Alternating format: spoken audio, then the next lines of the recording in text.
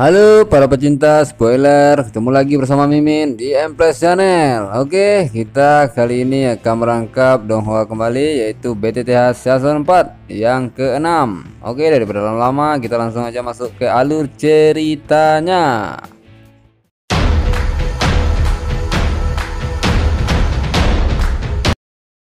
Cerita berlanjut.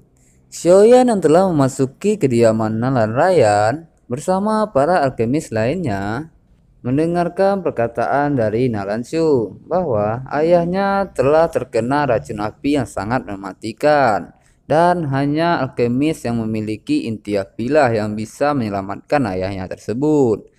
Mendengar hal itu pun, Xiaoyan pun mengajukan dirinya untuk menolong kakek Yanran. Nalan Xiu mendengar hal itu, dia pun meremehkan kekuatan pada diri Xiaoyan, sehingga Xiaoyan pun mengeluarkan inti apinya yang membuat semua orang pun terkejut.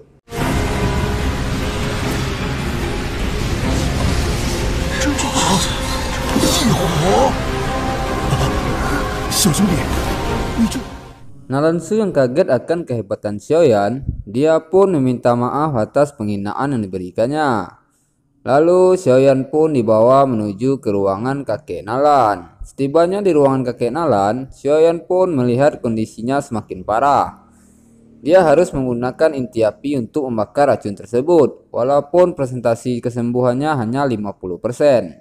Nalan Shu yang mendengar hal itu pun menyerahkan kesemuanya kepada Xiaoyan dan penyembuhan pun dimulai.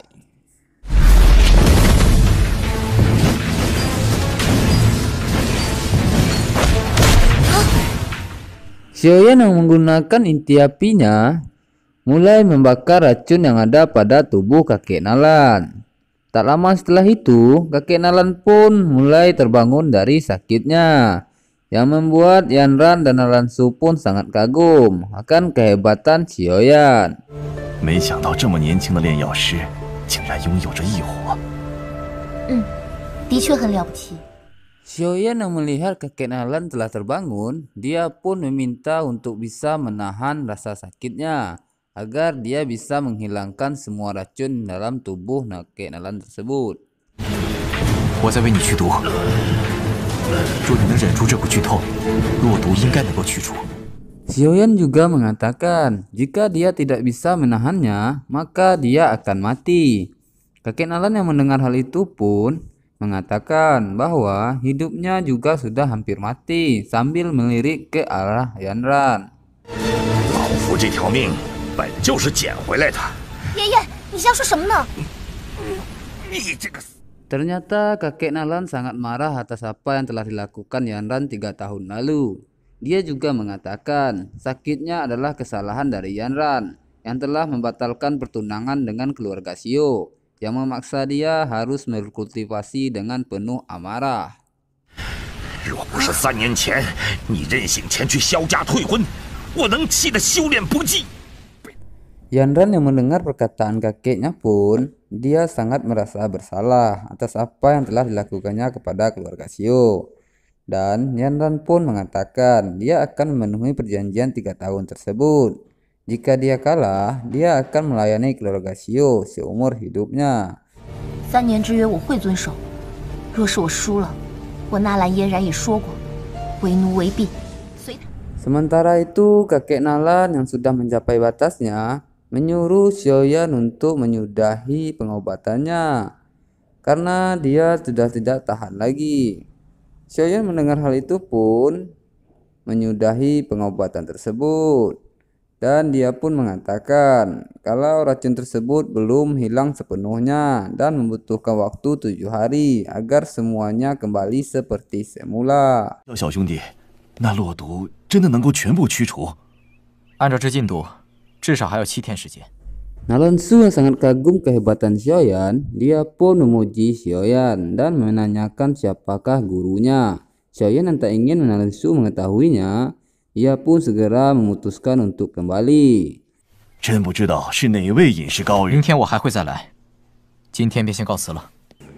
Kakek Nalan yang melihat Xiaoyan ingin kembali, dia pun menyuruh Yanran untuk mengantarkan Xiaoyan.